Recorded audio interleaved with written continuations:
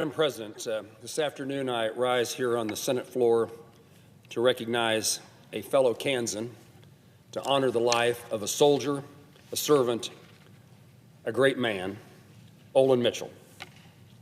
While Olen was born in Oklahoma, Kansas is the place he called home, and we are honored to call him our own. Growing up in western Kansas teaches you a lot about discipline, service, and hard work.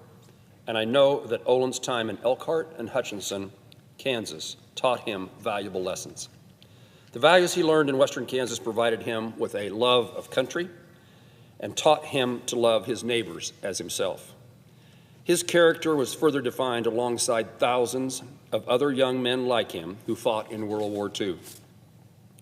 Olen received the Purple Heart after being shot 2 weeks before D-Day in 1944 during his service in Italy. Even after being injured, he continued his service to his country in the military police. After his service, Olen received the Bronze Star, the Combat Infantry Man Badge, and several other medals and service ribbons. In June of last year, I had the opportunity to call Olen on the 80th anniversary of D-Day while he was visiting Normandy and seeing the beaches of France. It was my honor to thank him for his service during World War II and let him know how much of a privilege it was to know him and his story. The greatest generation has left a permanent impact on the world, and that is why the loss of another World War II veteran is cause for mourning in this nation and around the globe. We remember not only their grit, sacrifice, and bravery, but also their kindness, their dedication, and their humility, which has changed communities across America, and changing those communities changed America. Olen embodied the compassion, kindness, and courage we all remember, and he changed the Hutchinson community for the better. I know every time I was in Hutchinson, I had the opportunity to be with him. It's just a great experience for me, but you could also tell that those around us admired and respected him. He was a pillar in the community and so often involved in everything good. Occasionally, he would drive me in the 4th of July parades, and there you could tell how the community responded, not to the United States Senator going down Main Street, but about how good it was for them to see their friend Olen. He was a loving husband who was married for 68 years until his wife passed away. Olen was also an uncle, a great-uncle, and a great-great-uncle.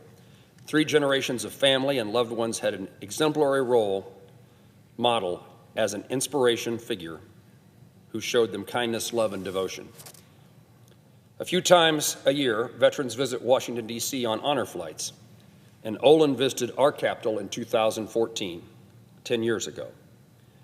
Meeting veterans during these visits brought me certainly great joy, and I'm always moved by the veterans who see for themselves the memorial built to honor their comrades and themselves. My own father was able to see the World War II memorial.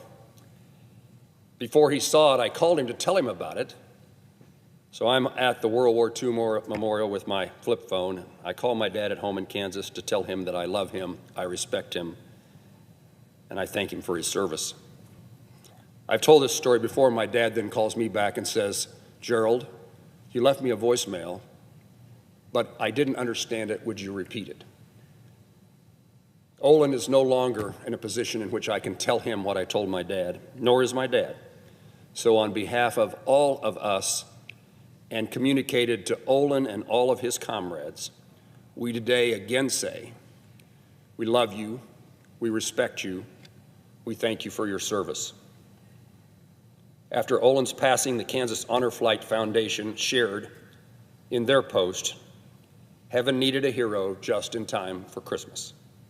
Olen is a hero to his country, to his family, to his loved ones, and to his community.